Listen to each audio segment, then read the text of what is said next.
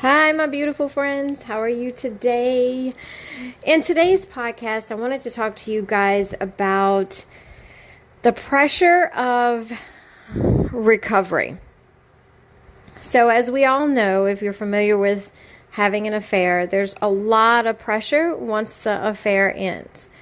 And I want to talk a little bit about the pressure that the unfaithful spouse deals with.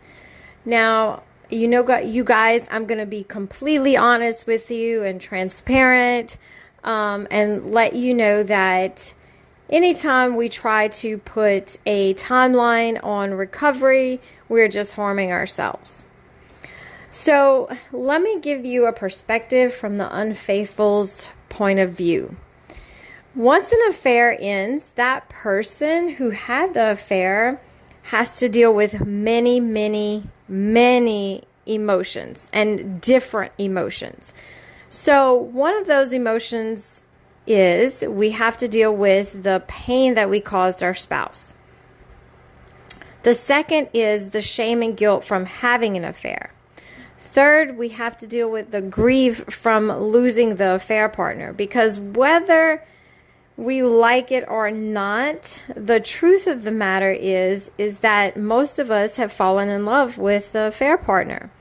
And that takes some time to get over, and it deserves a chance to heal. You deserve time for your heart to heal. So when you combined all of those emotions on top of each other, there is a lot of pressure. Now, what recovery looks like once you are home with your husband or wife, if you choose to reconcile, well, the betrayed spouse, wants that connection again, rightfully so. I completely understand that, but it's just so hard to make the reconnect back to your spouse right away. And there's no real timeline for when that will happen. I get a lot of questions of when will I be able to feel something for my husband? When will this happen? When will that happen? My spouse is telling me, I need to show them more affection. I need to want to spend time with them more. And I just don't have it in me. I don't have the strength to give out anymore. And that's because of all of the pressure and all of the overwhelm from the emotions we are experiencing once the affair ends. We can only handle so much. And if we're pushed and pushed and pushed to try to make ourselves feel something for our spouse before we are able to, then that's where we become numb and we just shut down. So I say it like this: you cannot flip a switch and make me feel something I just don't feel. There are many reasons why the unfaithful has shut that connection down from their spouse. And it's hard to reconnect to them at first. There's things that they have to go through. Why am I angry? What is the resentment? What is the bitterness? We have to work through this stuff. But that takes time to do it. We cannot be pressured into it, because the more you try to force someone to feel something that they don't, the worse it's going to be for both of you. So if you have a spouse that is very anxious for you to show them love and to return to normal married life, then that anxiousness or that pressure that they are trying to apply on us will cause us to shut down and actually cause us many times to pull away. If the unfaithful spouse is a people pleaser, then of course they're going to do their best to put a smile on their face and do what they can to try to make their spouse happy. All the while, it will be causing inner turmoil, resentment, anger, and that kind of thing, which will again shut off the flow from the spouse, from the husband to the wife, or from the betrayed spouse to the unfaithful spouse. So there's no real way to get around the fact that the marriage has to be addressed. The marriage problems that was there before the affair, they have to be addressed. A lot of times it gets overshadowed by the pain from the affair, and that's understandable. But if we don't work on things, and I know that's for another episode, but if we don't work on things, then we're going to continue to feel the pressure. And the pressure is what slows things down. What we want to do is we want to create a safe space for our spouse, for both of us to be able to heal and grow at our own pace. Now, we don't want to get stuck. And that's where I come in at. I come in and help the unfaithful not to get stuck. I help them to manage the pain, because we cannot take away the pain. There's nothing that I could do or anyone can do to really take away the pain that comes from having an affair. It's something that we have to walk through. It's a consequence of having an affair. We have to walk through it, but we can manage the pain and learn how to not get stuck and process through at a healthy rate. But generally, you have to take that person into consideration as to how they process through pain, how long it takes them. Because if you think of a roadblock, think about a sign, hey, detour, or you might have to take another way. But sometimes we get there and we stop at, the roadblock of grief, or we stop at the roadblock of closure or questions or whatever the roadblock may be. And when we stop there, we have to take our time and work through whatever is hindering us, or we will not be able to come out on the other side completely healed and be the spouse that we really want to be. So, I just say, hey, take off the pressure of a timeline. Don't, stop asking how long is it going to take to recover, So I have read many articles that says, basically on the average, it takes people around 2 years to recover from having an affair. I personally disagree with that, because it took me much longer because I got stuck in the roadblocks. Some of my clients, it has taken them longer because they got stuck in roadblocks, or because it has taken them a little bit longer to process through what's going on. Some people might have an avoidant attachment style and they don't really know how to become self-aware or how to face their feelings or even know what they are feeling. So when you have someone who is not self-aware, not really in touch with what's going on with them, it takes time for them to learn how to start to be aware of their emotions. So we have to take these things into consideration if we want the marriage to recover, if we want the unfaithful to get better. All of these things have to be taken into consideration, or it's just going to fail. It's just going to stall out and there won't be any progress made. I know, for me, a little bit of my story, my husband, he was very good about this. He really didn't push me in anything.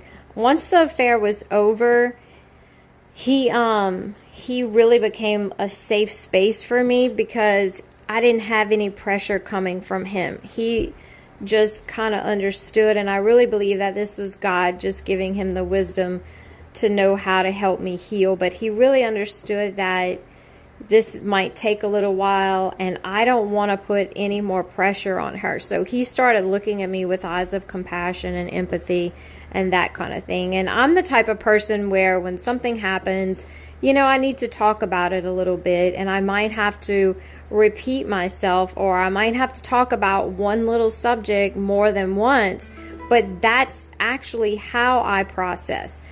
The more I talk about it, the better I feel, and then eventually I won't need to talk about it. Now, I'm not saying, sometimes I could get stuck in a thought loop, but still talking about it helped me, and he really just created that place for me to be able to talk about whatever I needed to as much as I wanted to. And I have noticed that with some of my clients. Sometimes we will repeat a topic and I'm seeing them process through it. And each time we repeat the topic, then they have a clear understanding of what's going on and they can let go a little bit more each time we repeat it. So my best advice or my best suggestion to you guys, betrayed spouses, unfaithful spouses, take the pressure off of the timeline, stop watching the clock, and just be your spouse's friend. Just be there for them. And that works both ways. You know, us as unfaithful spouses, we get really caught up and focused on all the pain that we're in, the trouble we've caused, the pain we've caused. And I completely understand that. But we also want to look at our spouse with eyes of empathy and, you know, say, okay, what can I do to help you too? You know, so the best marriage is when we're a partner in a partnership where one can come along the other one and say, I'm here for you. I got your back. We're going to walk through this together. It's painful. Yes. I feel hurt. Yes. But you know what? Jesus left us a great example of how we can help each other heal and how we can heal. So we want to become a healing people. We want to look at people not as a cheater. Like, I don't want to, you know, you don't want to look at your spouse and say, oh my God, you're a cheater. You don't want to look at yourself and say, oh my God, I'm a cheater. You don't want to identify with that. So we really want to just come alongside each other. We're both going through it.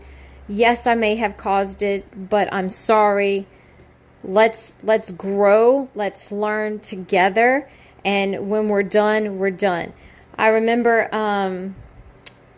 when we're done healing, we're done. I remember one day, my husband and I, we have this day that we go on, and we've been doing it for about 11 years now. Ever since the affair ended, we started that, and it's twice a month. And one evening we were coming back, and we kind of looked at each other at the same time.